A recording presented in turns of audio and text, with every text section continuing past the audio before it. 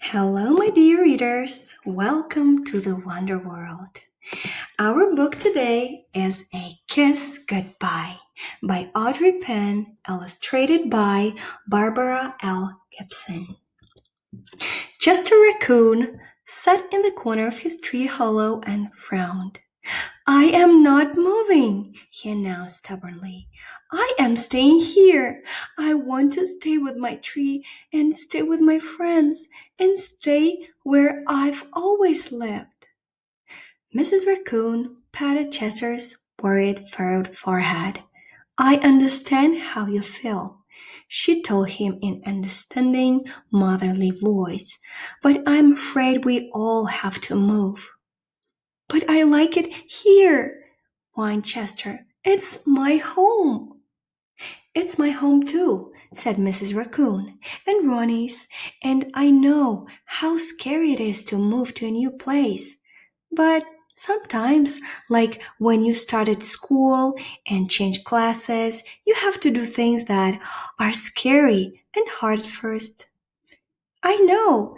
Maybe you could think of moving as an adventure. Chester scrunched up his face and grumbled. I don't like adventures. I had an adventure down at the pond and fell in, chasing a frog. I had an adventure up a pine tree and got prickly pine cones in my tail. I had an adventure in Red Rock Cave and got smacked by a bat. Mrs. Raccoon laughed. Well, this will be a different kind of adventure. This time we'll all be together, you and me and Ronnie. Chester didn't budge. He just sat there with his arms folded and a stubborn expression on his face. Why do we have to leave our tree anyway? He wanted to know. I like this tree. I'm used to it. A line has been drawn around the trunk, explained Mrs. Raccoon. Soon the tree cutters will come and cut it down for wood. Chester poked his head out of the hollow and looked around. There are lots of other trees, he pointed out. Why don't they cut down some of the other trees instead? They are cutting down all of the trees in this part of the woods, explained his mother. But I've picked out a new tree to live, and that's big and comfortable and has lots of holes to look out of. Chester sat back down, looked thoughtful. What if I don't leave? What if I just sit here and never leave this tree again as long as I live? Will they still cut it down? I'm afraid they would, said Mrs. Raccoon. But, moving is not so bad. I've moved lots of times. It's hard at first, but you make new friends and fix up your new tree just the way you like it. Besides, don't you think you'll get a little lonely if you stay here? The deer are moving, and the squirrels, and so are the skunks and foxes. Don't you want to stay with your family? Will I have to go to a new school? Asked Chester. I suppose you will, but you never know who might meet. Don't you want to make new friends? I like the friends I already have. I don't need to make new ones. I see. Well, I would certainly miss you if you stayed here, said Mrs. Raccoon. Aren't you afraid you'd miss us? I'd miss you, admitted Chester. I'm not sure about Ronnie.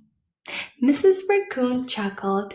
I think you'd miss Ronnie most of all. Who would be there to pull your tail or tickle your mask or follow you everywhere you went? Chester sat back and took a good long look around the inside of his hollow. He memorized its round shape with its lookout hole just below the thick branches that house bird nests and squirrels. When he closed his eyes, pressed his palms to the wall, and felt the texture of the wood and bark, the smooth places and the rough places, when he opened his eyes, he reached up and broke off a small piece of bark from the wall and pushed it deep into his pocket. He put his face up close to the wall and breathed in the sweet scent of white oak. Next, he gazed out the hollow. He wanted to always remember how it had looked, the way the stars and moon shone between the branches, and the way the afternoon sun hit the leaves, turning them a fiery red in the fall. When he ducked his head back into the tree, he placed a gentle kiss on his palm and pushed it against the wall. "Goodbye, I'll miss you." When Chester climbed outside, he wrapped his little arms around the tree trunk and said goodbye again. This time, a tiny tear rolled down his cheek. Mrs. Raccoon led Chester and Ronnie down the path the other animals had taken to the far end of the distant woods where they would soon be living. "You know," Mrs. Raccoon told Chester, "you don't ever have to forget your tree. You can keep it in your head and heart forever, just like it is today." Chester stayed quiet all the way to the far end of the distant woods. When he arrived at his new tree in the morning, he folded his arms and pouted. Mrs. Raccoon nuzzled him on the ear.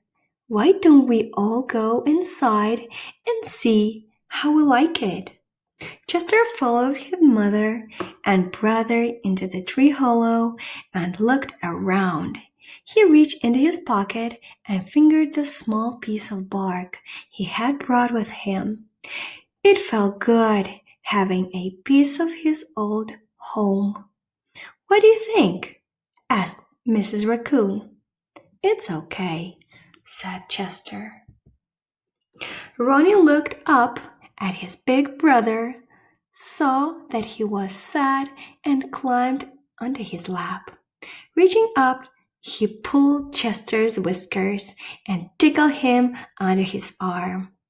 Chester couldn't help but giggle. "I miss my tree," he told Ronnie. "I do too," came a sweet voice from outside.